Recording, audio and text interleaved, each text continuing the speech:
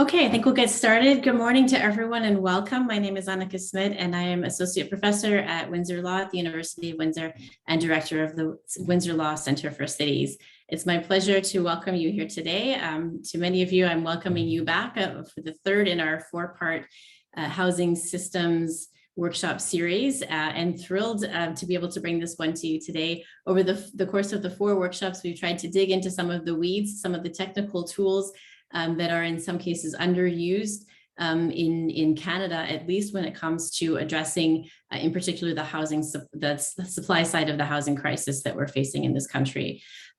Thrilled to be able to bring some of the experts to the table today, both from the US and from Canada, to lead the conversation.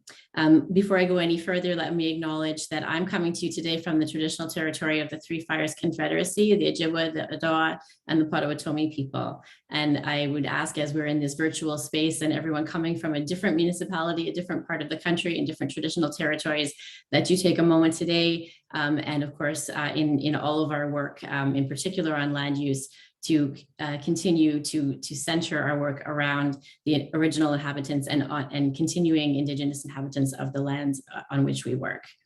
My pleasure today again to welcome you to this session, which is on financial incentives for housing supply, bridging the financial gap. And we'll be led in the first half of this session today by Jim Tischler. Jim will be putting detailed bios in the chat, so I'm not going to jump in with a detailed introduction, but Jim is Development Director for the Michigan State Land Bank. We in Windsor are very fortunate to sit right at the border of Canada and the US. I can see downtown Detroit rather from my window. And so one of the great things about being able to work here is working with colleagues in the US and being able to leverage their expertise. Jim is an example of that.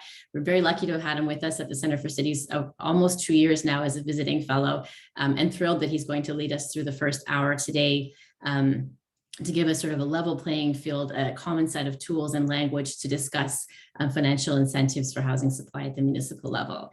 Then we'll jump into our second half after a break at about 12:30, when we'll then come into a panel format moderated by Jason Rayner, who is advisor with the town of Collingwood at present, and again a friend to us at the Center for Cities and part of our community of practice here. So thrilled that he'll moderate that panel with us today. And joining him on the panel after 12:30 will be Carla Mays from SMART cohort based in San Francisco, Jim Yanchula with the City of London, Chris McLeod with oh shoot, I've forgotten the name, Distinctive Homes. Did I say that right? Perfect. And the Hive residential development coming up in Windsor. And so absolutely thrilled to have all of you with us today. Just a matter of housekeeping before we jump in with Jim's presentation, and that is that we will be closing the chat if it isn't already closed to participants. And what we will ask you to do by contrast is to use the Q&A function to be able to communicate with us and others. So you're more than welcome to throw questions in there at any point. We will come to a Q&A after Jim's presentation, and then another one during the panel discussion in the second hour. The first one will be more sort of matters of clarification for Jim coming out of his presentation, and the second one will be a little more sort of robust conversation and dialogue about the tools and their use, bringing in different perspectives.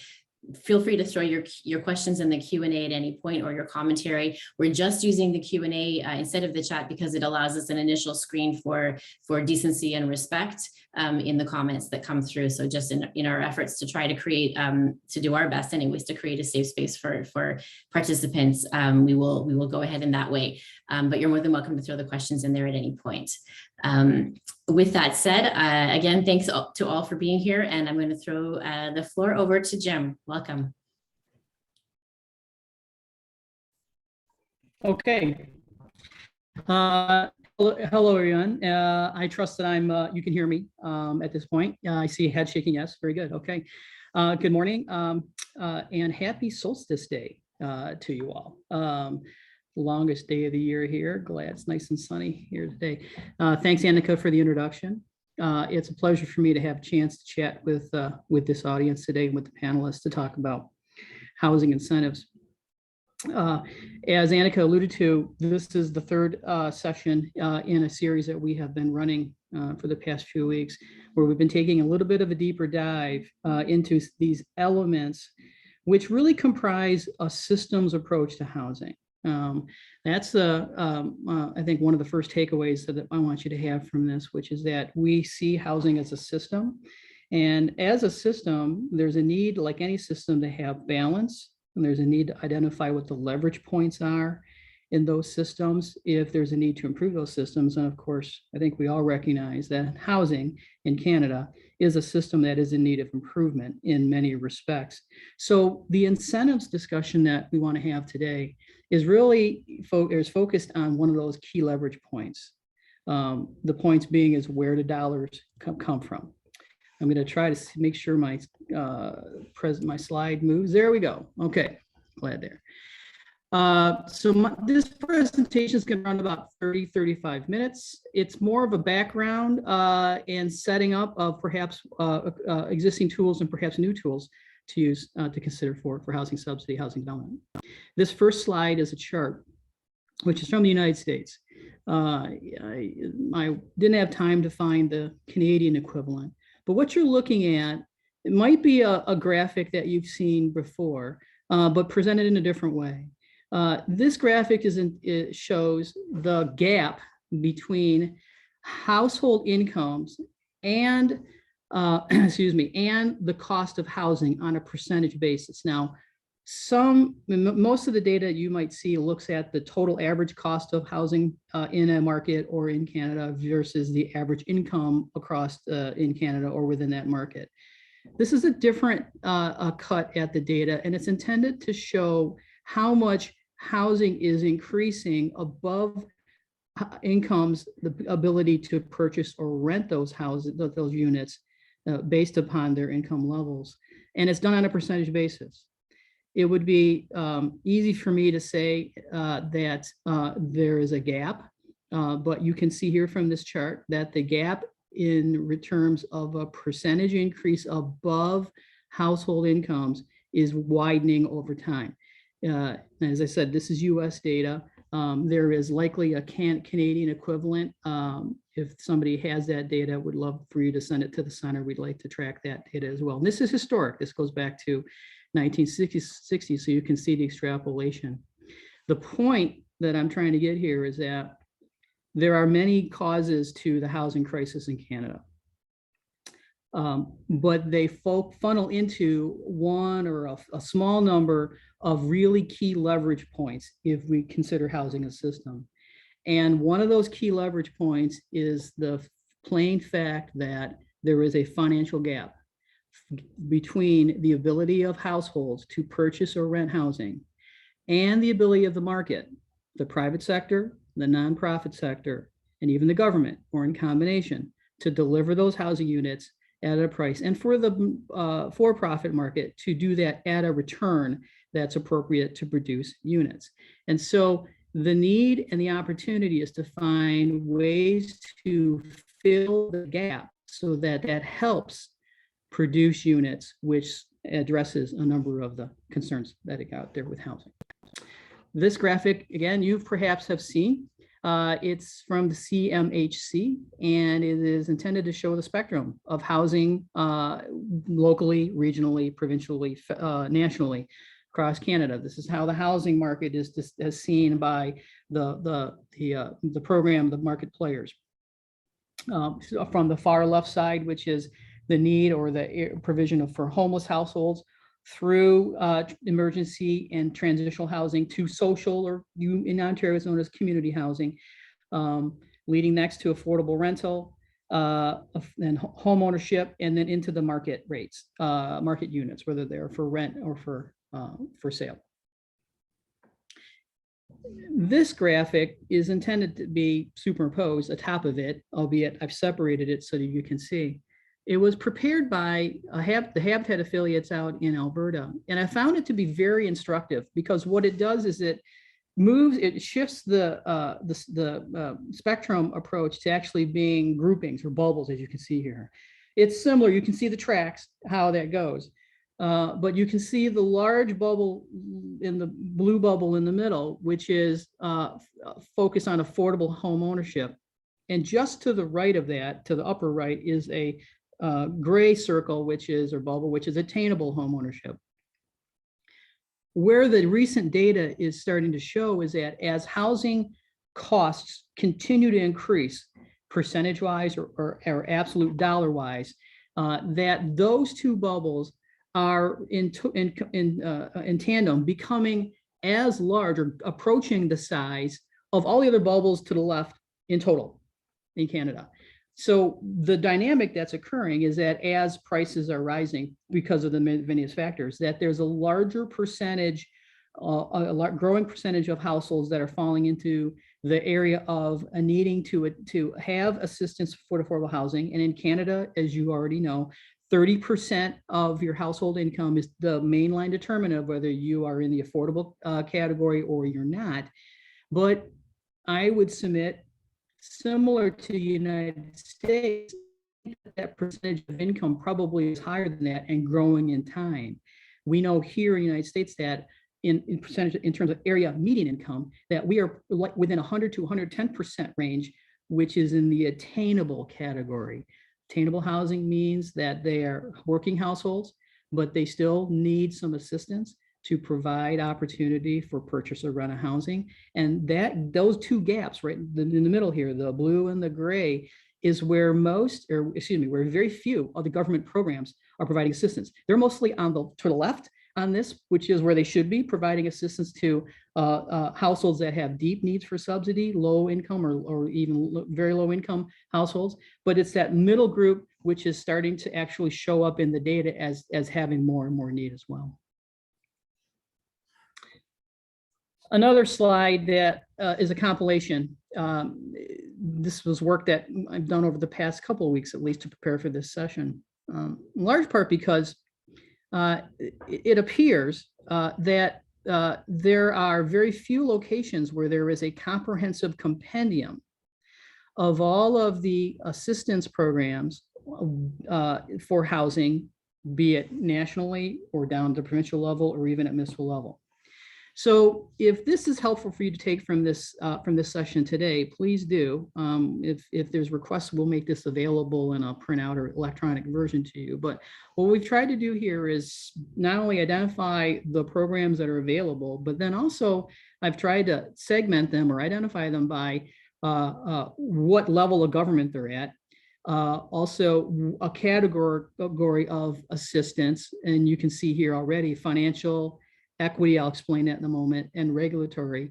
And then one final key here is to, and hopefully you can see this well, to color code this as to who the beneficiary is.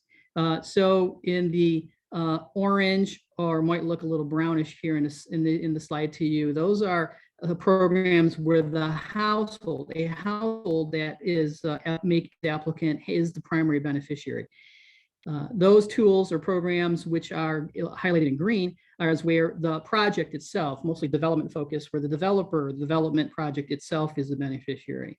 And then there are the highlighted blue programs where both or potentially each of households and or projects would be beneficiaries or both. And then there's two items that are starred in orange, which or red, it could be in your slide there, which is those potential programs or programs that are on the periphery, on the horizon. There we go. That would need policy change in order to be fully enacted or fully available to operate. So. I think there's been a fair amount of discussion about the federal programming coming out of the National Housing Strategy. I think you're well aware of that. My focus is going to be more to the right here, the provincial programs, which include direct assistance to governments, provision potentially, like in Ontario, of government-owned surplus land supply through the Ontario Initiative, and direct project grants to governments. Now, but the key focus is over here on the municipal side, because that's where the development activity occurs for housing, is at municipal level. In Ontario, this planning structure has set up the ability for municipalities to provide housing assistance through loans and grants, and I identified as concessions through the Community Improvement Plan System. Those are CIPs for short, and they are found within the Planning Act, Section 4 of the Ontario Planning Act. And that's where a lot of the activity is happening right now. I'll show that to you in just a minute with a few slides. But it's important for you to see that this distribution between loans that communities can provide through an approved CIP and direct grants, and then concessions. Now, concessions is a term that I brought to the table today. That would include an exemption of a fee or of a charge, or TIGs. TIGs is an acronym for tax increment equivalent grants.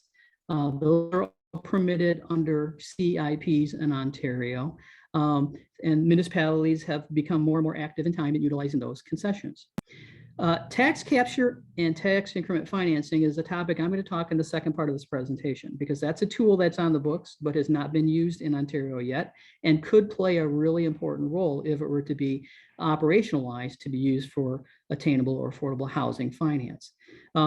The equity section of this table, it highlights the potential for municipalities to have land supply through properties that they own. And then municipal land banking, another tool, another concept, which has a little bit of a foothold in Ontario and in a few other provinces, but could be built out more. And that is where the municipality actually acquires properties and holds them for the purpose of an important public purpose. And of course, housing development, attainable housing development, or affordable housing development, or mixed income development could well be one of those uses. And then an area which, or the next area is project equity. Again, this is not that common in Canada yet. It is becoming more common in the United States, where municipalities, in lieu of providing a direct grant or maybe of a direct loan for a project, may in return take a similar dollar amount cash position or equity position as part of a public-private partnership to accrue benefits, both process benefits, financial benefits, and performance benefits. And that's just on the horizon, and a couple of municipalities have considered this in Canada, particularly Ontario. It's worth further exploration and further consideration. And then on the regulatory side, as I have already inferred, community improvement plans, which are identified in the Planning Act, are incentives that can be used, as well as the provision of inclusionary development regulations, or what you might know as inclusionary zoning.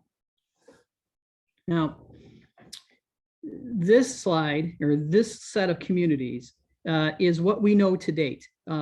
There could well be other municipalities in Ontario that are utilizing their CIPs either for affordable housing, or they have in fact adopted community improvement plans for affordable housing. We'll hear from Jim Yanchula and the folks in London in the second part of this session, so that what they're doing with their CIP. The City of London has adopted a community improvement plan for affordable housing, like some of these other communities have as well. Some other communities might be doing affordable housing within existing CIPs. The activities that these municipalities are undertaking run a range.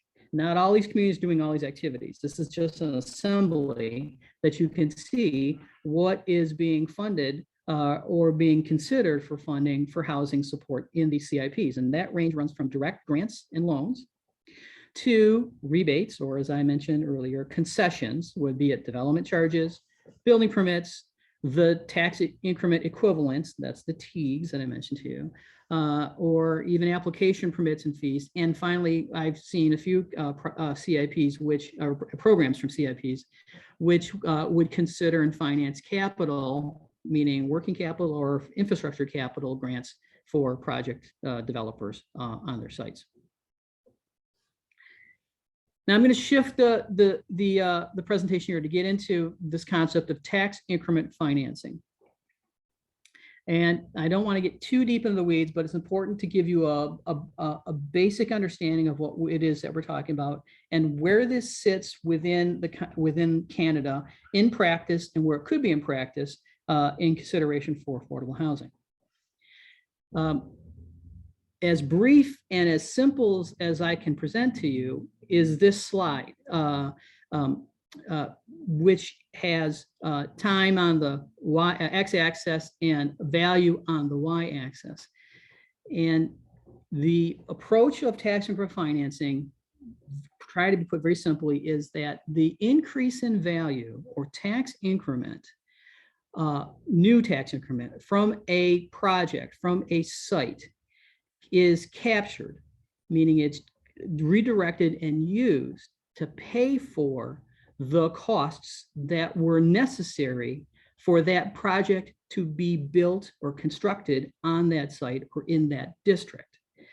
Now, the platform, the base value of that property, of the assessed value and the taxes paid, are not captured, as you can see in this chart. The baseline property value continues to be levied or pay the levies of government and other jurisdictions that are levying tax. It's the increase, it's that orange or yellow triangle that you're seeing, which is captured and used pursuant to a plan and approvals of that plan to finance or to reimburse the costs, the eligible costs that were necessary to make that project happen. We're going to talk about the concept of extraordinary costs in a few moments. But finally, when the project gets completed, that value and the costs are paid, that project then goes back to paying the tax rolls. And that's a key provision of tax increment financing as well, is that when it's done in a certain way, meaning for extraordinary cost reimbursement, when the project is reimbursed, then it goes to pay, goes off the capture and goes back to paying taxes as would be normal to taxing jurisdictions, municipal, schools, and the like, all the parties that are levied.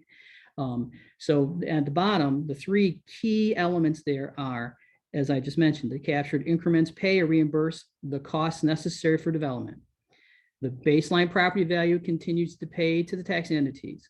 And at the end of term, the VAT property, which is now higher value, returns to the tax rolls and goes to collection by the taxing entities.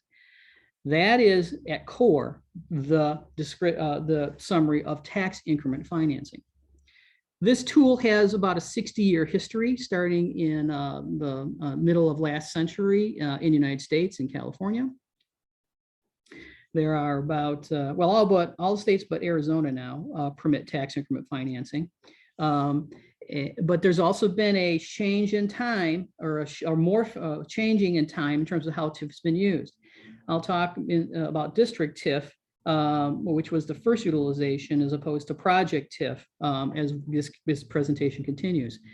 The project applications started to emerge in the mid-1990s, and they emerged in combination with brownfield redevelopment and the need and the opportunity seen to capture tax for reimbursement or paying of assessment cleanup costs on brownfield sites.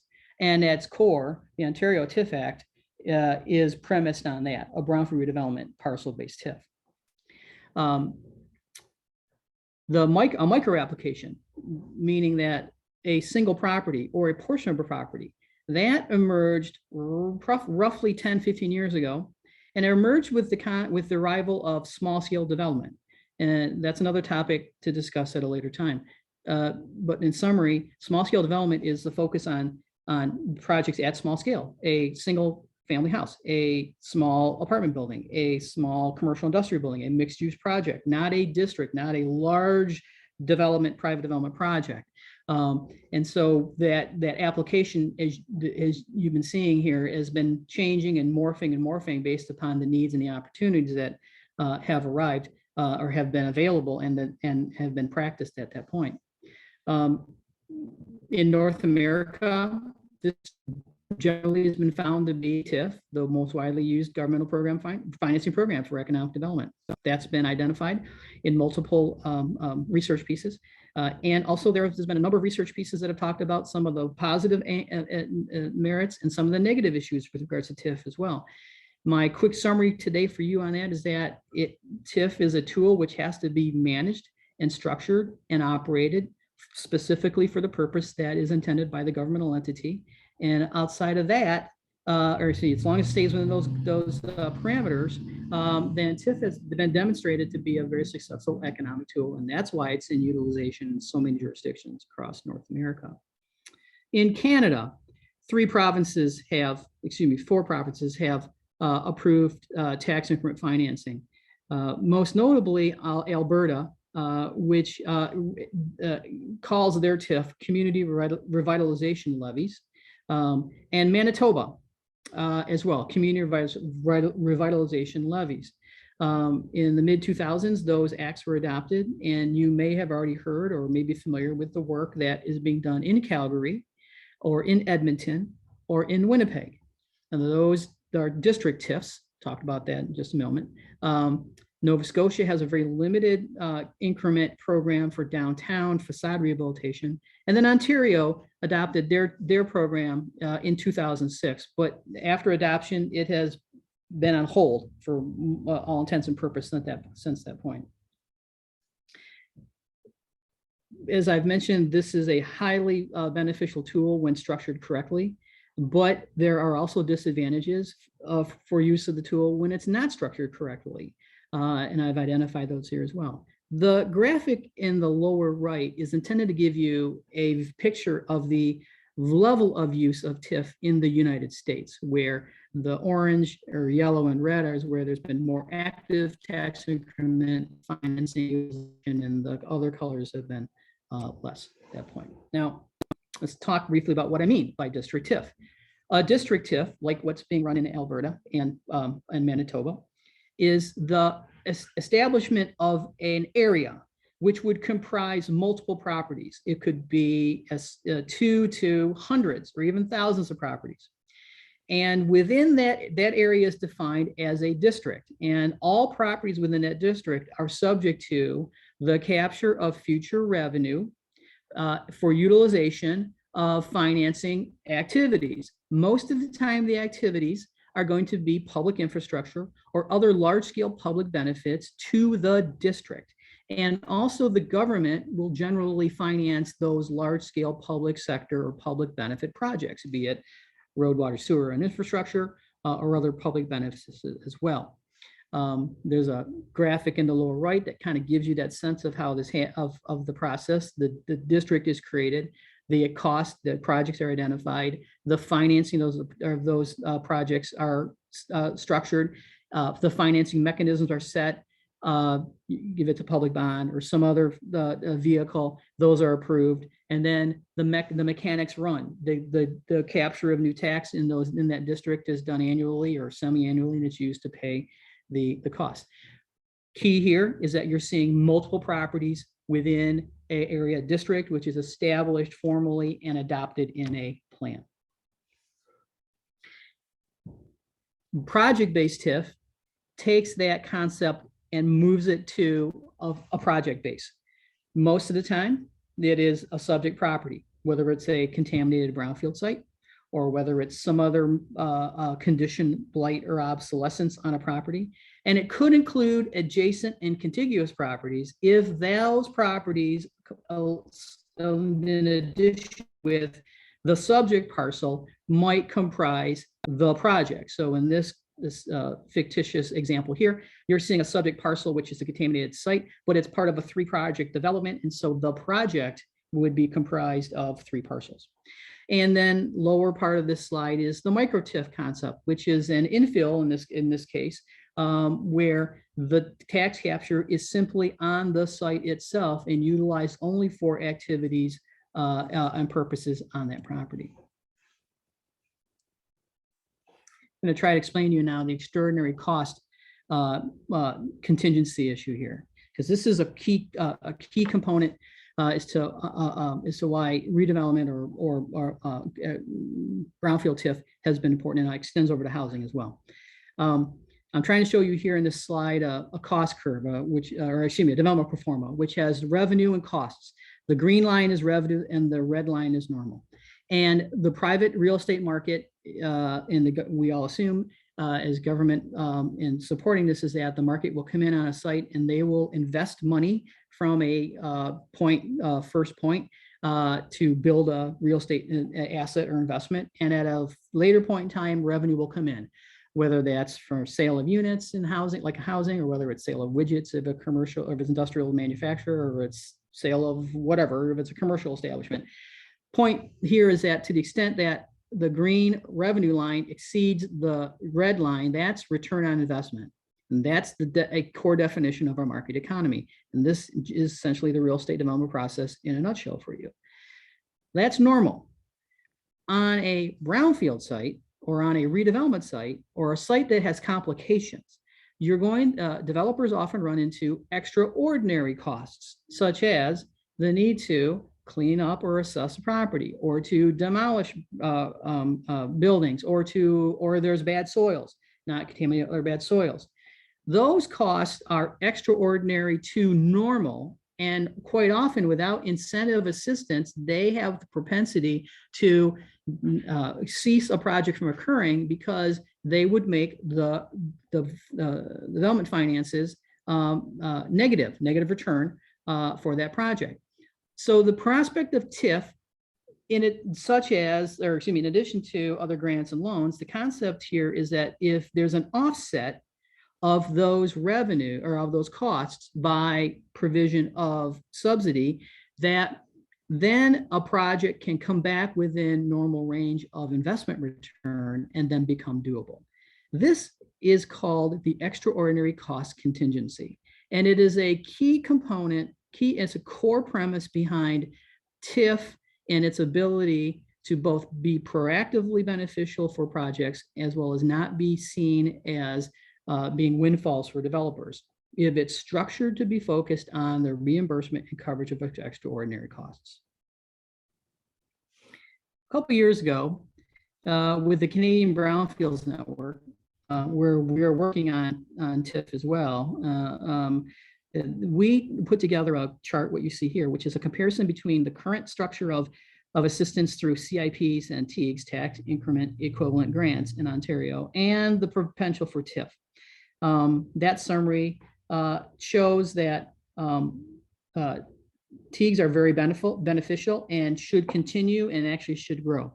But there is a role and a room to consider tax increment financing.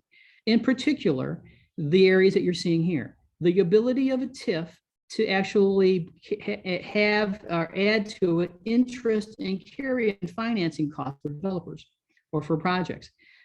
That's a key element. The ability to potentially consider administrative fund draws and use. That means the ability of the revenue stream to generate money to support the municipality's involvement and administration of the redevelopment program, or in the case, it could be a housing program here, and even generate funds for reserve draws. The potential for education taxes for non-environmental activities or for other activities, that could be considered as well. There's a general structure in TIGs in Ontario, which is around 10 years, which covers many, many projects, but there will potentially and likely be many projects that actually have higher than normal costs, which would exceed a 10-year limitation, where a municipality to set that 10-year limitation up. And that's an area where TIF could cover that as well. Perhaps most importantly, here is that in many of the states and many communities where it's in practice, the private commercial lending market has developed a market, or developed an appetite for financing the TIF loans for extraordinary costs. That has become a market in many of the states, and I think it would happen in Canada where to be as well. So in summary, TIFs should not be seen as a competitor to the existing toolkit in Canada or in Ontario, but actually seen as a complement, or to be operationalized and constructed and moved in here. Now, let's talk lastly about how this moves potentially to housing. You remember that I talked about extraordinary costs and talked about that scenario on the redevelopment site, the blighted or the obsolete or the brownfield site. It requires a little bit of just mental thinking through here, but let's do this. If we redefine extraordinary costs, they could include and do include the cost gap between a household's ability to purchase or finance a house and the sale price. To that household, that cost, that gap is extraordinary. It also can be the cost gap to construct or operate an affordable rental project where you are in a community where area median rents are not going to be sufficient to meet the construction and operation ongoing costs and return appropriate investment return to that developer. That's another scenario where the costs would be extraordinary.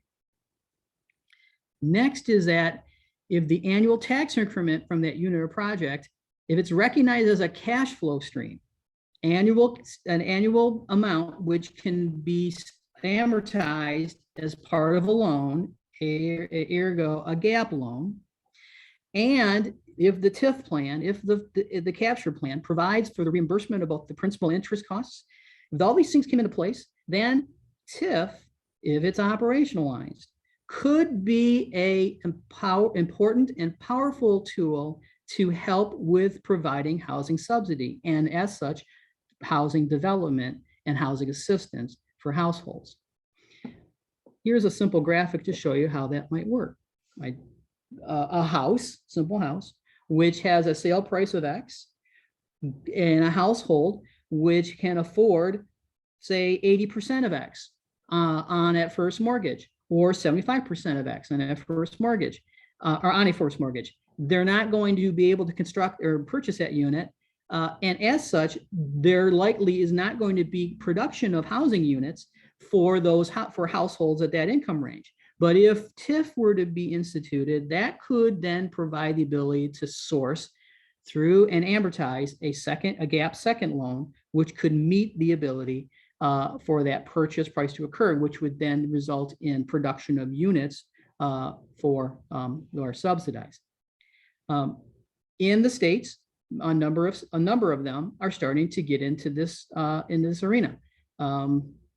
You can laugh, I chose the M states today. Minnesota has a state authorized program which allows the creation of housing TIF districts. I mentioned districts earlier. This is more a district where you have individual projects that occur within the area.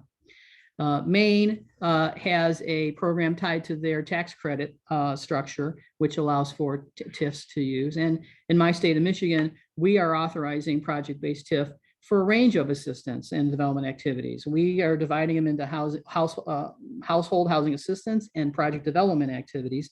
And particularly with local land banks where they have, or municipalities that have land supply available, it becomes a priority and a potential double benefit to provide even further reductions that, as you think of that table, it talked about cost or incentives, subsidy incentives, plus reduce the cost from having government or land bank supplied parcels for those activities.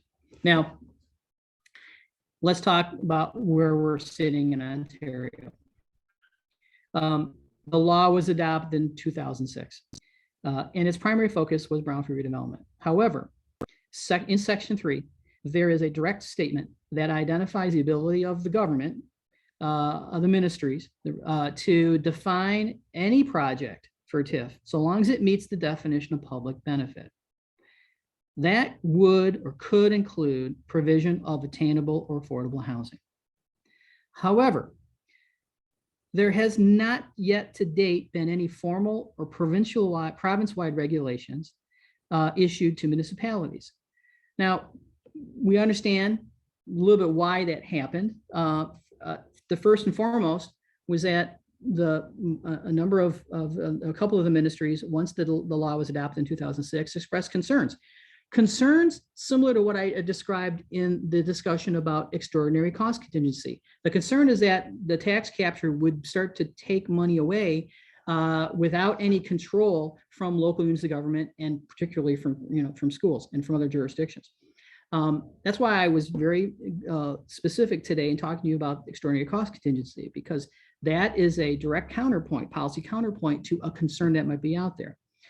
But more than that, the focus then shifted to the concessions tied into the TEAG system and the provision of allowing grants and loans to municipalities. And that has been the predominant activity to the present time. In summary, and the findings of the Alexiak research team as recently back in 2019 was very clear because they did survey work across all the sectors. There simply is a lack of knowledge across those sectors about TIF. And we're confident that if such a conversation got started with the relevant parties and education and understandings were to be brought to the table, it would likely result, and I think, in productive discussions and lead potentially to the implementation and release of province-wide regulations and guidance. I'm going to come back and hit on this point hard because this is one of the key policy issues. I hear it here in the United States and here in Michigan, and it's out there, and it's based upon this relative lack of understanding of what TIF is, particularly when it's tied to extraordinary costs. Without coverage of extraordinary costs, the projects will not occur. Brownfields will not be redeveloped unless extraordinary costs are covered by sources outside of the pro forma. That's been already been the experience in Ontario, and has been that case here in the United States for decades. For affordable housing, the subsidy gap is the extraordinary cost. Much like the cleanup, if that cost isn't covered, those units will not be produced. Now, conversely, okay, if they're not produced, they're not going to give new revenue to any government, provincial or municipal. And if those projects are incented, structured correctly, as we've been talking, then when those subsidies end, the actual policy result is increased revenue to the local municipality, or in total to the province. That is what the most recent research findings have been showing, which is that extraordinary cost reimbursement coverage on project-based TIF has that beneficial impact. Okay, Annika, that's it for my presentation. I'm gonna, I know there have been a number of, I think, questions or comments that have come across in the chat. I'll be happy to stop my share here and give you or give those audience members a chance to ask away. Thank you so much, Jim. I know that speaking personally, tax increment financing is something that I've had to engage with a number of times and have numerous conversations to sort of let it sink in and to understand the enormous potential that's there, and also sort of what the current legislative status is. So thank you so much. You highlighted as well the lack of sort of capacity and knowledge across sectors in Canada on TIF, and so we're really thrilled to have you with us to be able to give us this, sort of groundwork laying overview. If there are questions of a sort of clarifying nature at this point, or comments, you're more than welcome. I'm speaking to the audience now and to panelists, more than welcome to throw those in the chat. If any of our panelists are wanting to jump in with any sort of general comments or questions, we have a couple of minutes now. Otherwise, I guess then what we'll do is we'll hold those, and then we'll go into break and then come back with our discussion panel shortly. But I will give it just a moment there to see if anything else is popping up. I know one question that did come up was just a general one, asking whether your slides could be shared later, Jim. So, and I just see that coming in the chat again. Yeah, we'll, as you and I know, we'll make them available through the center for everybody. We'll get them to you. You bet. Mm-hmm. Perfect. Okay, and I see one other question coming in, which is from Aaron Hertez. Can you clarify the difference between TIGs and TIFs again, please? Sure. I'll start with TIGs, tax increment equivalent grants. Those are presently permitted under municipal CIPs under the Planning Act. And as I mentioned, a number of municipalities are currently using them, and they take various forms. But what they effectively are concessions that the property tax that a project would pay in year 1 or year 2 or year 3, okay, that would be paid, and then that would be rebated back to the developer, okay. So essentially, it's a concession of the government once the tax is paid of that dollar amount back to the developer. And that can happen for a period of up to 10. Some communities have done 20 years, but that's how it happens. It's just a direct rebate or direct rebate of that tax payment. Where TIF is different is that it's an actual capture and use of that money. All right. In other words, the tax is paid by the developer, similar to a TIG, but then it's captured and it's used to finance or reimburse a cost, not just perhaps within the developer's pro forma, but the extraordinary cost. Like, as I said, on the brownfield sites, it could be used to pay for a loan that was issued by a lender to do the assessment and cleanup costs on a brownfield site. Or in the case of a housing project, it could be that that's captured and used to amortize a gap loan, as I showed in that simple scenario, where the household has a mortgage limit of 85% of the cost of the house, and the 15% is covered by a gap loan, which their taxes are captured and paid. So that's the key difference. Concession back to developer, or a capture and use for more uses that would than standard that would help a project or a homeowner make it happen. Perfect. Thanks, Jim. And I'm just going to pull a question out from the chat. Just a reminder to folks in the audience that the chat will go to the host and panelists, but it won't be visible to members of the audience. So you're welcome to throw that into the Q&A as well. But I'll just read this out as well. This is from Paula Astley, who asks, any delegation at the provincial level for the expanded definition of extraordinary cost? I'm going to take that as a question. Is there an expanded definition for extraordinary cost? Well, in my opinion, I believe that should be part of provincial guidance, provincial policy.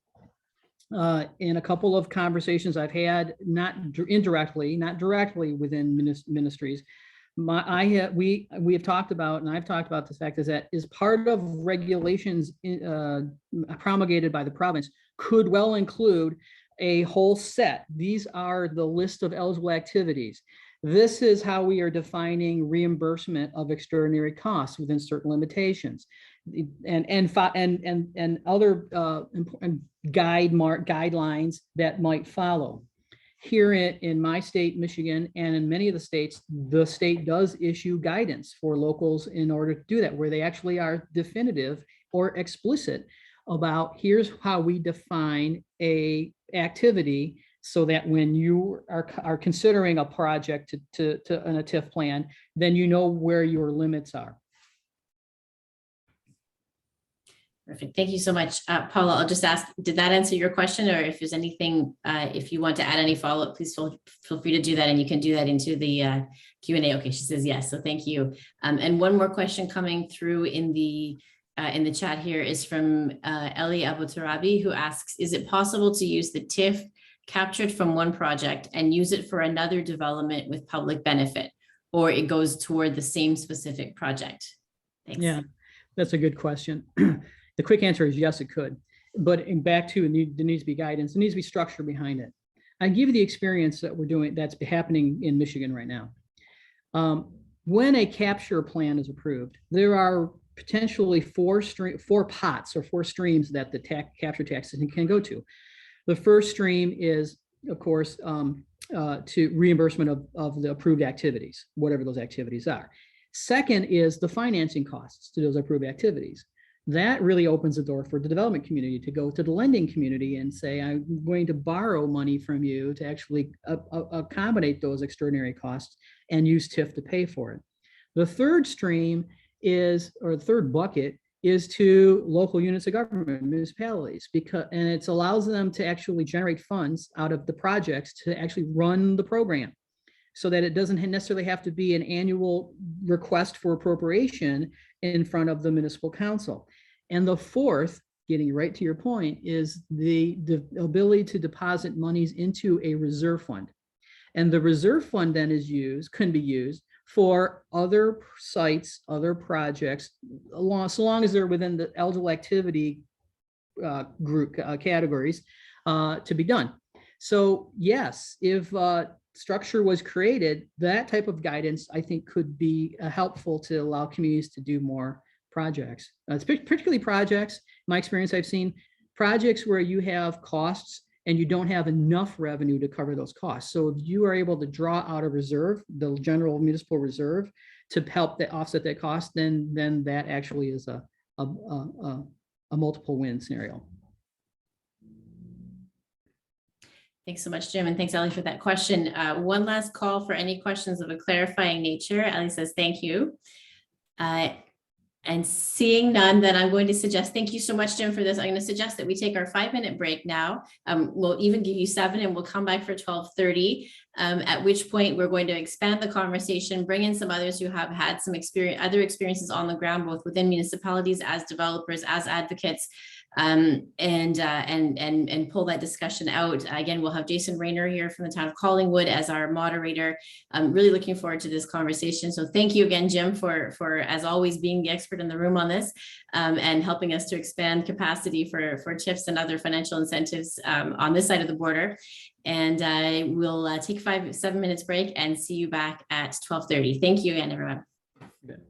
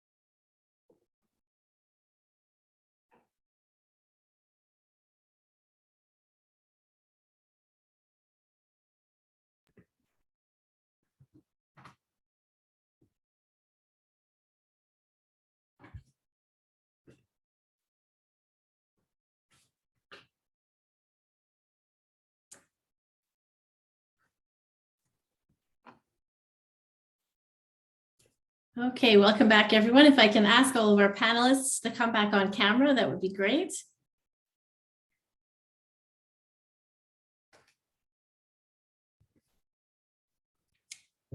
Excellent. Thank you so much. And thanks everyone for being here. Let me just, we did one round of introductions when we started it at 11:30, but let me just take a moment to welcome Jason Rayner as well as our moderator this afternoon, who was doing double duty as many of us are over the course of a workday and making time for these sessions. So thank you for being able to join us, Jason. So let me introduce you. First of all, Jason Rayner is advisor of customer and corporate services with the town of Collingwood, and will be moderating this panel with us today. We've met Jim Tischler already, and thanks again, Jim, for your opening presentation. And then let me just also reintroduce Chris McLeod, Distinctive Homes and Real Estate in Windsor, Carla Mays, co-founder of Smart Cohort in San Francisco, and Jim Ganchula, manager of urban regeneration for the City of London, as our other panelists today. I'm thrilled to have you all here. Just before I do turn things over to Jason to moderate the session, the discussion that will follow, I just want to take a moment, first of all, to say a couple more thank yous. The first thank yous I want to make are to the Smart Prosperity Institute at the University of Ottawa and the Canadian Urban Institute, who have been both tremendous partners to us in a number of ways in the first 2 years of the Center for Cities' existence, and partners to us on this 4-part housing workshop series. So a huge debt of gratitude there. And then second of all, I want to thank the organizing committee within our own organization and the Center for Cities of this housing workshop series. Jim, who you've already met, Princess Doe, who is is with us in the background, but was, I think, there at the beginning, graduating law student and research associate with the Center for Cities over the first 2 years of our existence, and headed off to the Ontario Human Rights Commission as an articling student shortly. And Reno Bordelin, Ward 3 councillor and chair of the Development and Heritage Standing Committee for the City of Windsor, with us as well in the background, having just come off of a public library board meeting. So thank you to all of you. This really is, I want to say it's a labor of love. It actually does feel like it, because these are things that we're really passionate about. And it's just an absolute pleasure to be able to work with this team. So with that said, I will turn the floor over to Jason. And the very last thing I will say is that I will sneak off partway through. The other conflict at this time of year is often family things coming up as school years end, and I have a child graduating from grade 6 today. So I'll sneak out, but you're in very good hands, and I'll catch up with the rest on the recording, as I'm sure many of you will do as you come in and out of the session today. Thanks again, and I will just say too, make sure you tune in next week for the fourth in our series, where we'll be talking about community planning and permit systems, and I think that again will be a technical but really exciting conversation about some underused tools that are starting to get some take up in the province. Thank you so much. Jason, the floor is yours. Thank you very much, Annika. Everybody hear me okay? Great, awesome. Well, delighted to be here. Just really excited to be able to speak with this august and very experienced panel. We've got a number of different perspectives and panelists. I know we haven't had a ton of time to prepare, but I'm just going to ask you to jump in, interrupt me, throw the mic on, just jump in, because we're a small enough group. We can get into some really great discussion. I think today we've got such really interesting, diverse perspectives, but I think, a lot of attendees across the province, across the globe, are struggling with the challenges that we're talking about, and they want to know how they can help, what they can do today, what actions can be taken, and perhaps most importantly, they want to learn from the scars that you have, the insights, that you have from the experiences that you've been involved with. So really interested to hear from Chris and James, and then Carla, of course, from what you've heard globally going on in this area, and Jim T. Thanks for joining this panel as well, because now we're going to get to grill you on some of the math that you make sound so easy. I've heard it from you, I don't know how many times now, and as Annika said, I'm still trying to get my head around how you get something for nothing, but it isn't that. It's recognizing the priority that is, of course, providing that diversity of housing for our communities, and we know we have to get there, and we have to be able to do that. So without further ado, let's jump right in. what I'm going to ask is each of the panelists just to take a couple of minutes and just to give us a brief background of how you sort of have come to this particular file and your experience, your insights around providing, particularly the financial side of this, but also just how the diversity of housing has played out in your community or your organization.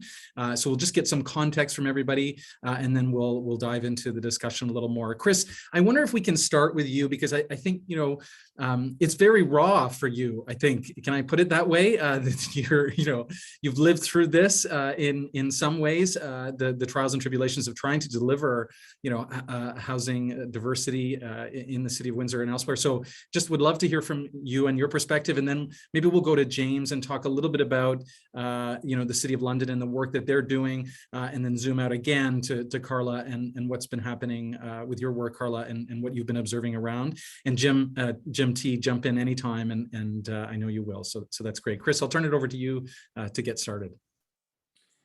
So maybe a little bit of background on what we do besides the development that we're involved with downtown. So in our partnership group, one of our partners is a large Windsor residential home builder. So we build 80 to 100 homes a year, which is not madamly large, but large for Windsor and Essex County. And we've seen housing affordability degrade in our area pretty dramatically over the last 3 years, as it has in other areas. And we struggle daily with, what are the things that we can do to try to make, homes more affordable, but still make them attractive to consumers. And so it's led us in a number of different paths. So the project that we just recently are in the process of completing that was aided by both tax incentives and reduced development fees is a 24-unit mid-rise development in the downtown core. And I would say that we didn't go into it with the goal of it being affordable housing. We'll be very clear about that. The goal was to take a decrepit property and repurpose it and bring people downtown, because we really believe that the key to improving our downtown core and improving life in the downtown core is by bringing more people there. And so what the CIP program and the reduced development fees and those kinds of things did was it made the risk palatable, that we could look at a property that we didn't know what level of engineering and time. I mean, we closed on that property in February of 2018, and it took us just over 4 years to bring that project through to fruition because of the existing conditions. So the CIP program allowed us to go into that and mitigate some of the risk associated with doing that project. On the affordable side, we have a lot of ideas. We meet with the municipality as regularly as we can. We're looking at tiny homes and other things, other types of partnerships to try to bring affordability, but maybe outside of kind of today's discussion. So that's a little bit about us and our project and where we are in the process. That's great. That's a great introduction, Chris. Thanks. And lots to unpack there. So invite the other panelists to ask you, Chris, some more, and we might get some questions from our audience members as well. But, I love this idea that, bringing people to the downtown is sort of one of the side benefits of looking at, affordable or attainable housing, which we're all we're all struggling with, how do we get people back downtown? And I like the reference of CIPs as, kind of managing that risk or making it more palatable. The analogy of Buckley's sort of comes to mind, right? Isn't it Buckley's that tastes terrible, but actually is good for you? I wonder if that's an appropriate analogy for the CIP programs that some of us are rolling out. But London's got a good one, and Jim, I'm looking to you on my screen to share a little bit about what London's been up to, and your experiences, and even things that you've learned in the process that you might do differently in that rollout. Over to you, sir. Okay, thank you. Yeah, London, like everywhere, has a housing crisis, and back in 2019, the city had initiated a city Housing Stability Action Plan. And using the homeless prevention and housing policies in our London plan, the name of our official plan, we came up with an affordable housing development toolkit. So the CIP is one of a dozen things that is in the toolkit that was requested to be produced as having enough different tools to be able to bridge the gap. And we've always, I didn't invent this, but every CIP has to pass the but-for test. But for the CIP, it wouldn't happen. And so whatever the it be. In this case, the it is housing wouldn't be affordable. And so we had to, as we have to do under the Planning Act, had a lot of community consultation. This all happened, and this is my big disclaimer here, while I was on secondment in another part of the corporation building infrastructure. So it was colleagues of mine who built this affordable housing CIP, not myself. And I am myself getting up to speed on the development of the plan and the limitations of the plan. So if this is being recorded, and anything that came out of my mouth should be double checked with me if you need it to be right after this. So Jim, that sounds like you got the get out of jail free card, because you don't have to take responsibility for any well, I'm really, part, but I'm really proud of the colleagues that I work with on that, and they, had a Herculean task to be able to put together an affordable housing CIP. London has a long tradition of all kinds of CIPs, and I think we have a dozen of them anyway for different but-for purposes. But in terms of the affordable housing CIP, part of it was political and topical, like, what can we do with the legislation that the province has given us, and recognizing that the municipal levers aren't as broad as the chart that Jim was presenting in his remarks earlier in this, but what can we do with the tools that we have? And so after all the consultation, came down to two specific programs under our community improvement plan, because we can't have any program unless the CIP authorizes the program. And one program is a development loan program. So for, intended for multiple unit developments. And we have a variety of ways to help for multi-unit developments. And then the other one is more one-offs for unit development. So if you're wanting to build an affordable unit in a property that you own, we can help you with that too. So the programs are set up. The programs are funded until the end of our 4-year municipal budget. We have had 2 letters of commitment on the multi-unit that we've issued, and we have 1 application for the single unit, but we have not entered into agreement with anybody yet. And maybe later on in the conversation, it can explain some of our observations so far, why that may be. We don't know for sure, but we definitely know that we've got the tools, we've got the funding for the tools. The tools were developed because the public said these are the kinds of things that we need help with, but we still haven't issued a check. So that's sort of a state of the world as regards our affordable housing CIP in London at the moment. That's great, Jim. Thank you. And yeah, we'll pick up on that a little bit more about why you think it's not there hasn't been the uptick necessarily yet. But before we do that, let's go to Carla in terms of some broader kind of context setting and introduction. Hi, Carla. Welcome. Well, thank you. I appreciate being here. It's wonderful. My background is actually here in California. When I was doing my public administration master's in the early 2000s, I actually was a legislative analyst intern with Housing California, which is our largest housing advocacy and legislative arm in the world. It's made up of about 1,500 housing organizations, and I had the luxury for over a year and a half to begin with that. And with that, I did a lot of work with the Tax Allocation Board, which is TCAC in California. So understanding the ins and outs of this kind of governance and finance from a legislative perspective. And then over the last 15 years, I've served various quasi agencies as well as senior administrators and members of our legislature in dealing with our housing issues. As Jim, put a wonderful presentation. It did, TCAT did start in California in 1952. One of the things that we in California, and especially of my generation, we embrace is failure.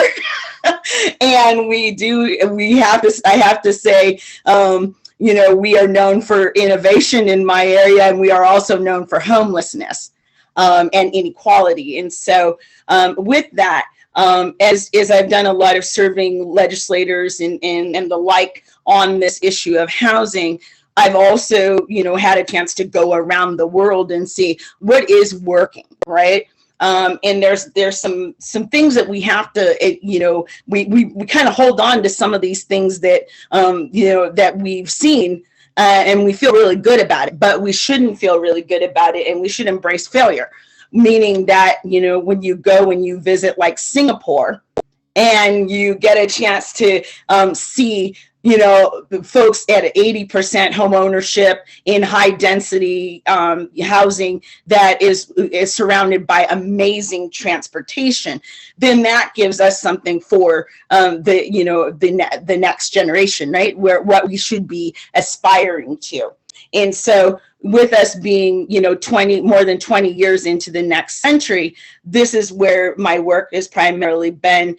And I've been working with the American Society of Public Administration in this area, the American Society of Civil Engineering, and transportation engineers around understanding these issues better so that we have these type of tools, but we understand where they work and where they don't work. And so a lot of the work that I've been doing is I've had several different fellowships, including right now at ULI in developers here in San Francisco, the Urban Land Institute, around looking at financing of affordable housing. But then we look at a couple of things where we're looking at what is the municipality when they issue these type of things at various levels. Where does this hit the municipality in the pocketbook? Can we maintain this housing? Who's it built for? And what are the health and other types of outcomes that we want? Because affordable housing is not just affordable housing. It does have to do with wealth. It deals with health. It deals with education, food access, job access and the like. And it does have a secular effect on the city and the regional economy. And so these are the things that I've been working on with my team. And then we've been doing this around the world, and we've been examining best practices. We've been all over Canada, and I'm very, very proud to have, covered most municipalities, and have spent a lot of time as well as here in the States. And so, just grateful to be here and to continue discussing all of these, how do we get to the place where we want to be, and embrace these failures and try to build back better, as we say here in America. Great introduction, Carla. Thank you. Good context. I like both the global kind of benchmarking. We think we're doing so well, and then we look around the corner, so to speak, and realize we can do much, much better. I think that's such a great point. The embracing failure is so critical, right? I mean, we can't, one of the things I love about the public sector is that there's no competitive advantage in the sense of, ownership around the paradigms or the models that we're using. So how do we share that? How do we share it rapidly so that we can, get everyone up to speed on what's working, what's not working? Really, really helpful. And the historical context, I think, is important too, that you point out, right? That, we've been at this a long time. I don't know if anybody saw the Globe and Mail article. I think it came out recently. It was talking about the fact that Toronto had acute housing crisis in 1911 or something like that, 1922. And so for 100 years, Toronto's been struggling with, this challenge. So it's not new, right, Carla? I mean, this has been around for a long time. we also have to embrace if you look at your screen, okay, like let's not talk about let's bring up the obvious, right? There's a lot of historical issues. There's a lot of racial issues, challenges. I think that we're at a point, since we've talked about, tax incremental financing in California, we have gone back and we are looking at reparations. And we are looking at the effects of tax incremental financing and trying to make that right. So right now in our legislature, we're doing a couple of things. We are looking at rematriation of land to our Native American tribes. So this is something for, looking at, First Nations in Canada. One project, I think it's the Squamish in Vancouver. Part of Stanley Park being given back, and really, the tribe building out high density, environmentally sound housing. I mean, that is the biggest project going on in the world right now. And Canada needs to embrace that, because that is literally where we are in the 21st century. Returning land, rematriating land, reparations, and talking about home ownership. There's things that are where we are. And then we're talking about the idea of folks from your communities, that they are the developer and that they are able. So here at ULI San Francisco, we've just taken on someone who's going to be able to look at small developers and developers of color, and how they get into like building out the next generation of housing. It's amazing to look at where we are, and I'm so excited about being here in your region, because of the fact is you've got so much surplus of inventory that can be rehabbed, and you've got a lot of young developers and a lot of young planners that really want to get their hands on that, on these properties, and really want to transform their neighborhoods. The challenge is things like the tax incremental financing favors large developers, high cost areas. It has high administrative costs for small municipalities, and it's a gentrification a way, and we have to really look at that, because place making and place keeping are two different things. And we have to really look at, there is a place keeping. There are folks that have been in your communities for a long time. They've been denied access, or they've lost their properties due to poor ways, or deliberate ways of stealing their property, stealing their communities, gentrifying, and things of that nature. And so there has to be some some ways of doing this more affirmative, and then looking at, if we're going to high density model, then we have to look at our anti-Asian perspectives on this, right? I've been in Canada enough where I've heard people, they're very angry with Hong Kongers, they're very angry with Chinese, they're very angry with these folks, and what they should be doing is sitting down and saying, I see what goes on in your community. What can we build together? And understand that, and then go, visit China, visit Singapore, visit these places, and understand how they deal with elders in the community. They deal with, like, Singapore is very multicultural, so they have to deal with, ethnic, and they actually deal with that in their housing policy. So these are some of the things that I think that we can bring to be able to do, to do better, and then giving capital access. Really important points, Carla. Thanks for raising that, and it's so true, absolutely, and appreciate raising it for sure. Chris, I wonder on the sort of perspective of affordability, and how, as a developer, builder, you approach these kinds of projects. Jack, who I know, who's very active in this space in the Collingwood region and Southern Georgia Bay, asks about what the definition of affordability is for you. Like, from your perspective, what does that look like? What does it mean? And I know there's lots of different definitions. And to Carla's point, there's it means different things to different people about, how you actually get into this space. But from the developer, from the business side of it, can you talk a little bit more about what that looks like for you? Because you mentioned that it wasn't necessarily what you guys set out to do in the first place, but that's sort of where you landed.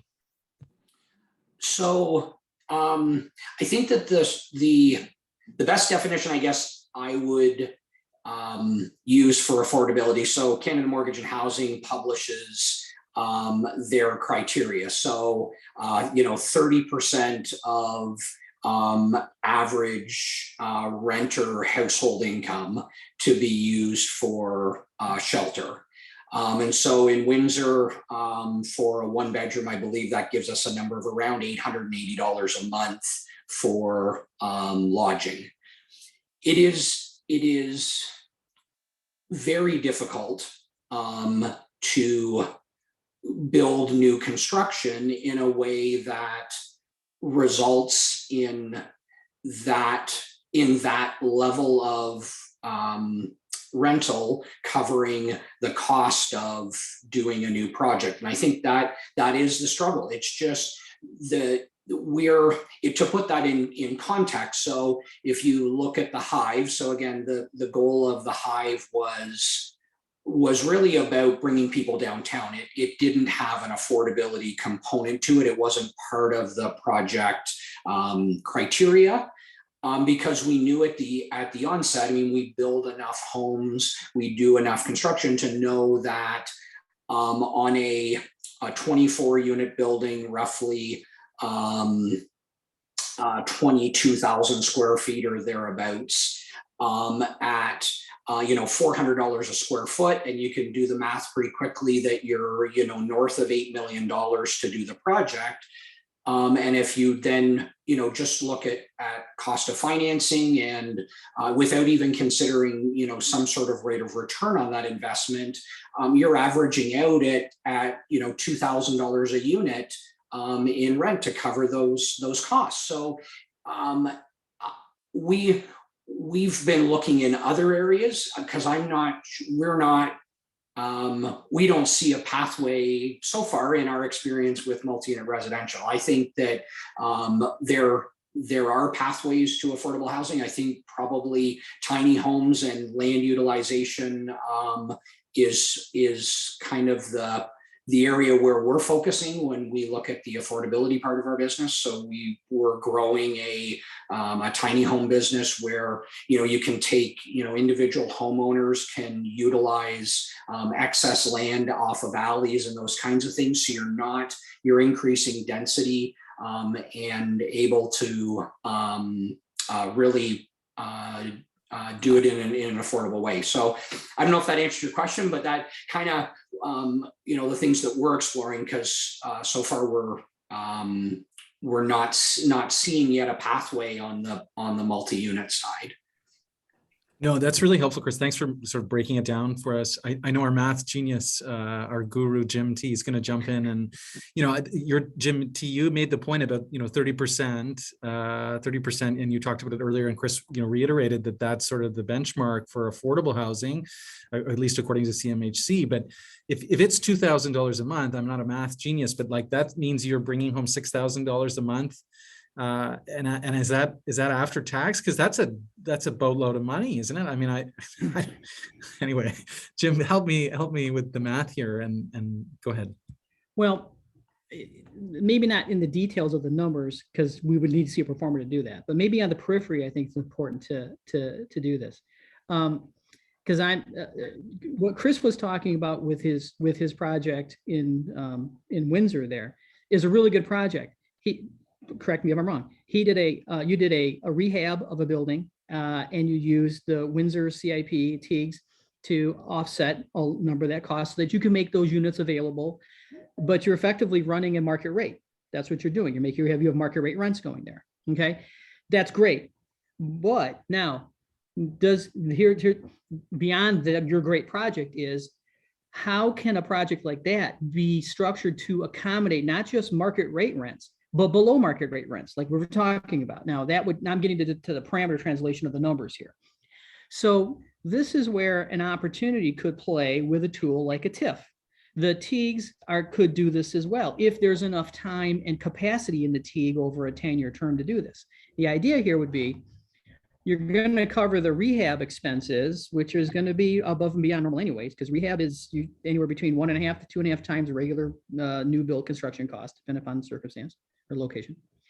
And then you've got the ability to need for subsidize for units that are going to want to be in that unit, but they're not going to be able to pay the X amount of rent. They're going to be, they can manage 50% of X, okay? Or whatever that percentage is to reach those rental cohorts, which are in the attainable arena or in the affordable arena.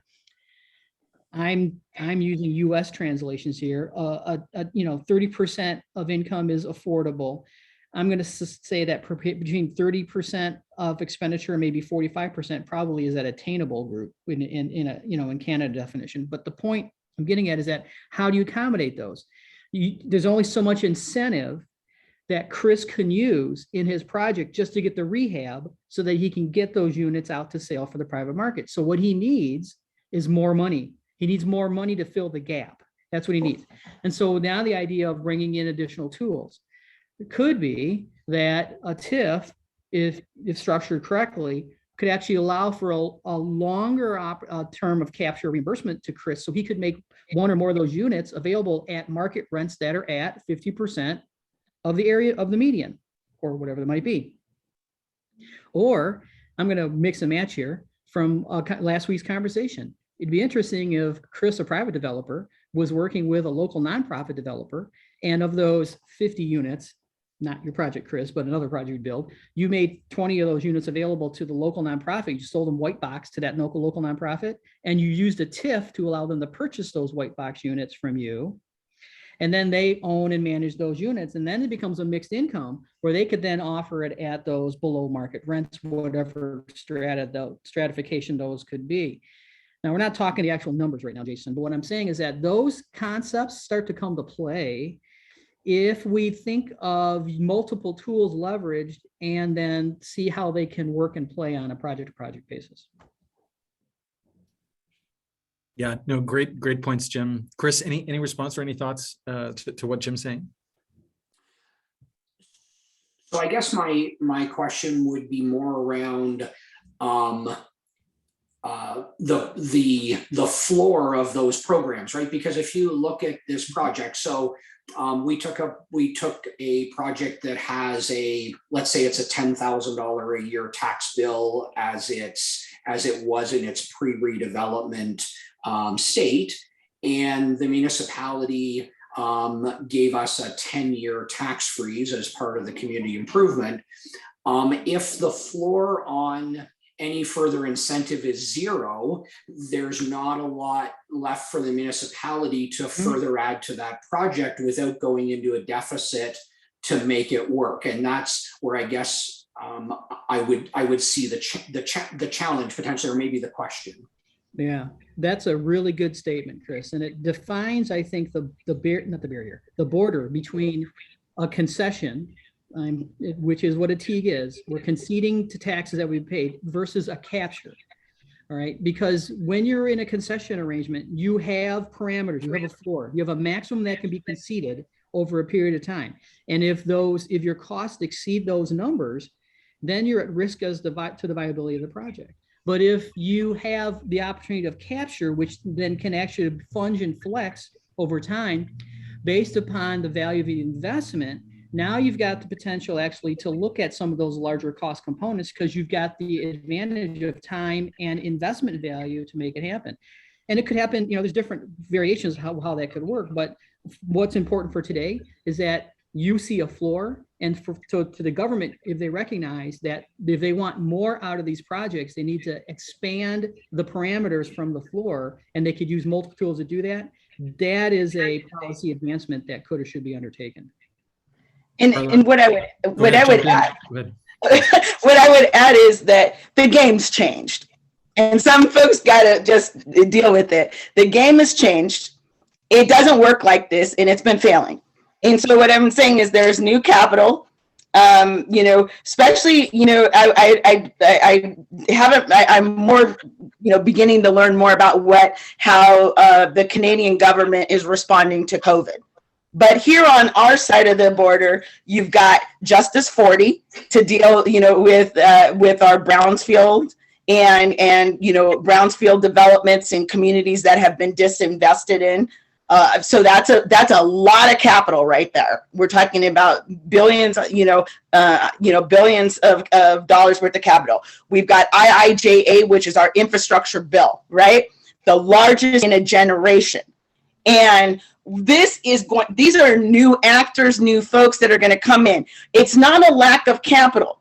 It's business as no more business as usual.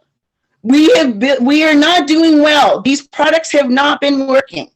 And I come from Haas Business School. So, and comes from San Francisco State, where we say, experience dolce, right? Experience teaches. And we have to realize the money is there. There's plenty of money. The problem is the rubric is wrong. And so when we have a bad rubric, we gotta get rid of it. Like anybody who's gotten on a plane and stepped off the plane at Changi Airport in Singapore, and you begin to take the transit and you go to see these buildings, and you see these buildings are 80% home ownership, high density, with 6 million people in 27 square miles. You begin to see, you go like, we are doing something wrong. And then you have to go and say, when you're in Vancouver and you see all these high rises and you see all these folks that have come and there's money there, we have to sit down with those folks because they're bringing capital. They were able to build out Foss Creek and other places. You see downtown Toronto, you see Montreal. We really have to deal with what's there, and then we have to stop ignoring the people that actually live in these places, right? It's not fair that these communities have been disinvested in the historical removal of people and gentrification. These are broken things and now they're not paying. They're not, and we're putting good money after bad. When the government invests, and I speak from the San Francisco Federal Reserve work on community development. And I encourage everyone to kind of look at the work they're doing on asset building and then what it means to really invest into building housing. And then HUD Secretary Martha Fudge here, look at the work that she's beginning to do. And it's at odds with YIMBY. Why is it at odds with YIMBY? Because of the fact that you can't have 7 or 8, nonprofits that are building all housing in North America. There's an oligopoly on affordable housing, and that's why it's not working. It can't be an oligopoly on affordable housing. It can't be the people that are in the location can't build out the place that they live in. The money we have to look at things. There are excellent products. So if you look at the Section 8 home buyers program here in the US, where we build below market rate housing, and that becomes something that you can hang your hat on, because we can see that a municipality or the federal government can give that land back to those municipalities. We get local developers, we start circulating cash, and then there's an asset for those families to come and move into and maintain.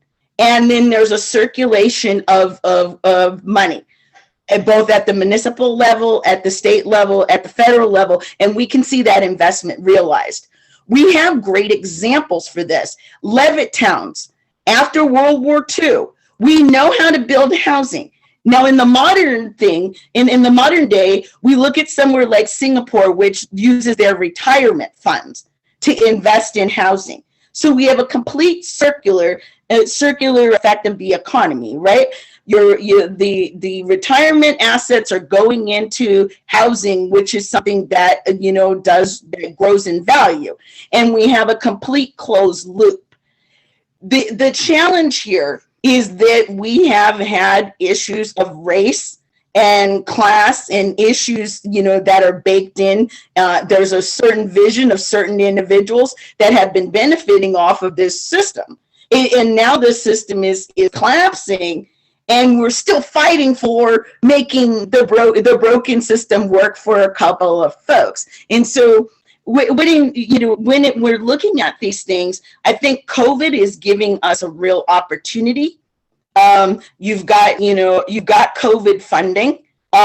This is a real, and then we're having racial reckoning. So, and then looking at what, Indigenous. And like I said, the best project in the world that's going on is going on in Vancouver. For having a First Nation, having land rematriated and building high density affordable housing. And then you have the market rate housing as well, but you have the right people building out their land. And now you're seeing that is 21st century. And I think when we get our head around those kind of things, when we see people in Windsor, in Detroit, when they're given the capital, and a lot of these COVID funds and the COVID funds and other types of funds give us the opportunity to rethink this and to rethink how we capitalize, and then use newer models from California, because we know we started some of this bad stuff, and I'm a native Californian, and I feel terrible about some of the things that we've scaled up or exported. So I try to go around the world making sure that we folks understand that we don't think that we've done a good job. We really feel bad about it, and we see the hurt and pain it's caused a lot of people and folks are folks in community. And so these are the things where we can do better. So I want to mention these resources again. The Federal Reserve Bank of the Federal Reserve Bank of San Francisco Community Development, and some of the work that they've been doing around asset building and in housing. The Section 8, the U.S. Federal HUD Section 8 Home Buyers Program, because it gives you a great rubric on how, and I'm talking about the program from the 1990s, which was a better program than currently, and it's underutilized because we have the oligopoly of the affordable, nonprofit affordable housing. I'm a big advocate for affordable home ownership, because what it does is it lowers the cost for municipalities and governments that don't like to get into these things because they never can get out. It also creates a cycle of poverty, which we have to break. And so going back to looking at these things, and we must always tie this to transit. Transit-oriented development gives us another, some more funding that we can really utilize to scale up. And then I would say that we really do have to, examine where past wrongs, and we have to right those past wrongs with investment. Thanks, Carla. Lots to think about there and unpack for sure. I'm going to go to Jim in London, though. If Jim, are you hearing what Carla's saying? Is that resonating in terms of one of the challenges, or one of the number of challenges you think are happening with respect to the low uptick? Or do is it a lack of collaboration and engagement with communities that have the lived experience in this case? Is it a lack of education? Can you speak to what you think you may have learned at this point? And we won't hold you to it, right? I mean, to Carla's earlier point, it's embracing failure, right? What do you think we could do better from your perspective? Well, I think the answer will always depend on who's giving it, but in terms of the lack of uptake in our two existing CIP programs, I don't think there's nothing in my experience or exposure to the community that would lead me to think it's rooted in any significant way to the issues that Carla was mentioning here in my community.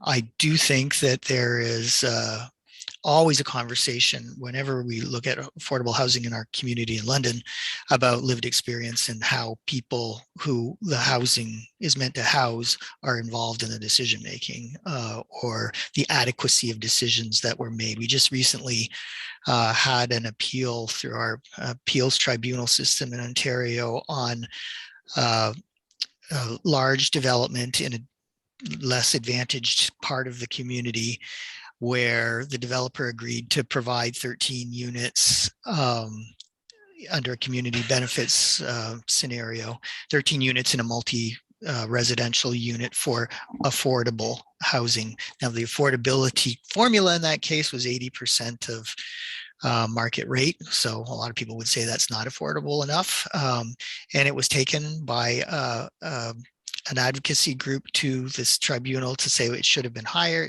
there should have been more units. It didn't pass that. But I have to believe that if we're going to right wrongs, we gotta kind of take the long view and say, well, if this one passed with 80% and it got controversy, the next developer might want to think about more units or a better affordability ratio. This has nothing to do with our CIP because the CIP wasn't invoked at the time that the development was approved, but it gives a little bit of a perspective of how that played down in my community, since you asked about what's going on in London. Certainly in terms of the uptake of the program and who's building housing, the big thing that I think is a takeaway perhaps for the panel and the group here is that we have not-for-profit housing providers who work in coalitions with one another in my community, and we have for-profit housing providers, and the two don't join forces. So the reasons that we believe we have the situation we have right now is, well, we offer like public contributions to affordable housing. The market developers really don't want to be involved in that because of the timelines in our payback, and maybe we can adjust them if we do them, whatever, but it just doesn't make sense in their pro formas. And then for the not-for-profits, some of those are with agreements that the feds come to the table with that are like 99-year leases. And will the organization who we gave the money to be around in 99 years? So they're not, necessarily, it's not working. And I think it's because we didn't have a chance to practice before the pandemic started. So, maybe there's a 2.0 version on our little program and our little venture here that would bear some fruit eventually. Long answer to a short question. Unfortunately, I'm famous for those. No, look, it's all good stuff, Jim, for sure. And as Carla said, we embrace the failure. We figure out, how to do it differently. And, I think, a number of you have made the point that, there seems to be the capital available in various ways and for various reasons, but how do you get the right people in the room having the conversations to actually deploy this? And how do you get comfortable at a political level with the notion that we may fail, right? That the pilot program may not work. I mean, any comments from anybody about, getting that sort of political will? And of course, the counter or the piece that we always hear when we talk about this is the NIMBYism, right? And the notion that, it's great as long as it's over there and isn't, potentially creating traffic or shadowing or other kinds of perceived ills, associated with a lot of this, which of course a lot of it is bogus anyways. But yeah, thoughts around the political will on this piece? Carl? I would say, as coming to you from the land of the YIMBY, right? San Francisco and Brooklyn in New York are like home of YIMBY, and I'm not a YIMBY, and I'm not a NIMBY. There is a middle ground. The issue with NIMBY is when people can't participate. And we have spent, from, whether you're in Canada or you're in the US, there's been a lot of bad stuff when it comes to land use in deposing people off their land and doing a lot of bad things. And it starts right there. That's the problem why we have an affordable housing crisis, is because we displace folks and we've harmed folks. That kind of, and it's pain, this is kind of like karma. So when you talk about political will, it normally is because folks are like, I own a home, or this is my community, and this is, and the people that you're having problems with is because they can't own a home or they can't be a part of it. And so we have to look at from a governmental perspective on how that capital access works. And capital access, when a developer, like here in California, we have 4 and 9% tax credits to build affordable housing. And you need to be shovel ready to take part in any of these tax allocation schemes. And then where do you go to a bank? And if you're a person of color or a low income, a low income white developer that's just like a small developer, what bank are you going to go to, or credit union that is going to loan you that kind of money for you to get shovel ready to be even able to participate in these schemes? And this is where we have to start looking at, how does this work? How do we do better with small developers and being able to, the government looking at, okay, we know that we've wronged certain people in these areas. We have the historical data on that. Now, this person is credible.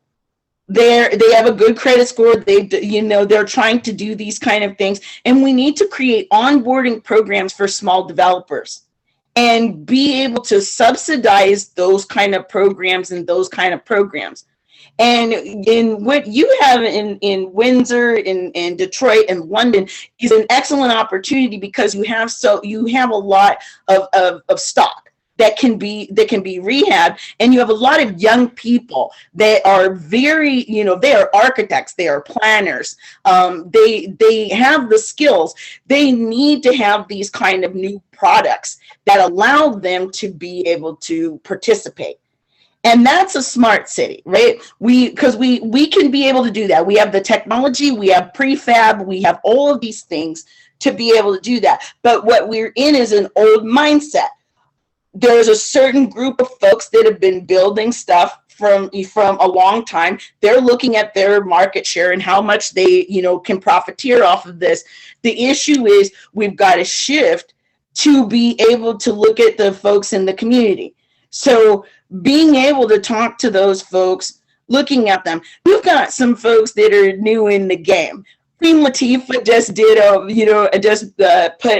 has been building, did her first development in New Jersey. You've got Drake there in the Toronto Scarborough area.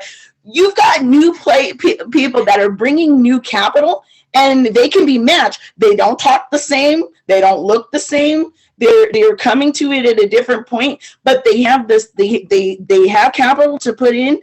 They're looking to work with certain people and to grow these communities. And I think that's where. And I know there's a lot in the Detroit area of folks that are wanting to come back and wanting to build in their communities. The question is government ready for that? Mm-hmm. Are people, are folks ready for that? Because it isn't NIMBY. I think it's a thing. Is like that's a lot of power. When, like, I'm sitting here with all of you, and I'm talking to you about some things. I'm saying it's not working. These things are not good, and the capital is not flowing your way, and this is not the way this is going to be done. Now, maybe 10 or, I would say 50 years ago, somebody like me would be, in jail, or, they'll find something. So what I'm saying is it's a new day and a new situation. And these government products that have to be developed have to go to different people. They have to be shaped differently. We have to own the past. And the capital has to be in a capital stack that makes sense for the market. And because of that, that's how we get these houses. Rental housing has a lot of complications to it. AMI categories, area median income, and things like that keep people poor. It's a high administrative cost for the capital that we're looking to. It has to be stewarded in a certain way, and it's not a good product. And so these are the challenges as we go forward, is that it's not community engagement for what we're thinking. And I want to be able to give you the vision is you're looking at folks like me. I have a master's degree in this, worked twice over. I've gone to a really prestigious business school. I'm very happy about being a bear from University of California at Berkeley. These are when we're talking about this, we're absolutely talking about revenue coming in. Municipalities, we are going into a recession. There's some realities that we have to be faced with.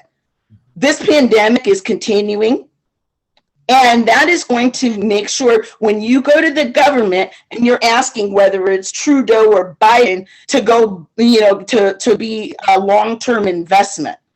I look at long-term investment like someone in China versus looking at long-term investment as we see here. What I mean by that is you see how China's middle class has grown up, and we see how our middle class in North America is going down. There's some things that we have to understand what government investment in individuals means. It means that they have to own a home. And in America, your home is your health, because if you get sick, you're going to have to borrow against it. You're going to have to borrow for your child's education. These are things. And in the municipality, that money must be there to pay for the schools, must be there to pay for the infrastructure and these things. And so we take another look at this. And when I'm saying about when we're talking about affordable housing, we have to stop looking at a rental AMI based the way of thinking of affordable housing that keeps people poor and that makes sure to take a lot of administrative cost. So this is something that we have to all look towards. Great point, Scarlett. No, for sure. I appreciate you raising that. Jim T, I'm going to give you the last word as we're rapidly running out of time here. I can't believe how fast this stuff goes. We could spend most of the day, I think, or years talking about it. But Jim T, I'm going to turn it over to you for some closing thoughts as we wrap up today's discussion. Thanks. Let me start by building on what Carla was mentioning. Small scale development is in the vanguard right now. Which you may not be familiar with is that there's a strong cohort here in Michigan and Midwest, and in fact, Windsor actually produced RAN programming as short as 2 or 3 years ago and is starting to produce that. But it also presents that scenario, which is, are these incentives, are the programs ready to go for those small scale developers, and not just this developer, but across the range of those developers that might show up. So that needs to be recognized, that development can come from any and all places, but it's targeted and needs to be at neighborhood scale. But next is where the role of government is. And from my experience, I'll offer these two observations. One is that government's very good at creating programs. One of the unintended implications of that is that when there's a program here, which is structured to just do this, and a program here to structured to do this, and a program here structured to do this, then projects which actually are cross-program fall between the cracks. And that's a tough call for governments to do when they're structured on program A, B, C, and D. So the philosophy to consider in incenting housing is not to take it from a program basis, but from a service basis. In other words, thinking almost outside in. We're going to go to the neighborhood and to the community and to the site and we're going to have pools of funds in programs, be a CIP or TIF available. And we're going to provide those in pipeline support for whatever projects come out of those areas there. Now, how do those projects come about? They have to be fully engaged in process before they enter into the entitlement stream. And charrette process or full engagement process is really critical. Why is that critical? It's because then accountability comes. In other words, all voices are heard if you charrette correctly. And second is the NIMBYs are going to be held accountable, because they're not going to be held accountable in front of the public council. They're going to be held accountable in front of the citizenry to defend on what they're going to say or what they're not going to say. And chances are when the government starts to shift in those areas, we're going to open up the development toolkit.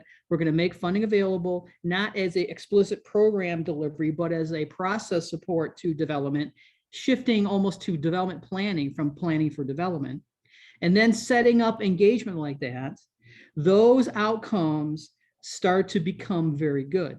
And the potential exists, whether, Jim Vianchula's got that opportunity in a version 2.0, if they take that tack in London, and here in other municipalities in Ontario, you've got the tools available, perhaps with a few other ones to consider, to shift that philosophy and then actually start to produce units where they need to belong. Great summary. Thanks so much, Jim. Really appreciate it. Thanks very much to all of our panelists today. Just really, really interesting discussion, some really great points, wonderful insights, and a few scars shared. So we appreciate that. Thanks everyone at the Center for Cities for helping to organize this and to put this on. Just really important conversations. And we absolutely look forward for you joining us at our 4th session. Of course, it's coming up with the Center for Cities. Check it out on our website for the Center for Cities Windsor Law. Thanks very much. And please keep doing the good work that you're doing in the communities. We absolutely need it. We need what you're doing and we need more of it. So thanks very much. I'm sorry we weren't able to get to everybody's questions, but thank you again for participating today, and the recording will be available shortly. Thanks everyone. Have a really great day. Bye-bye. Great. Yep.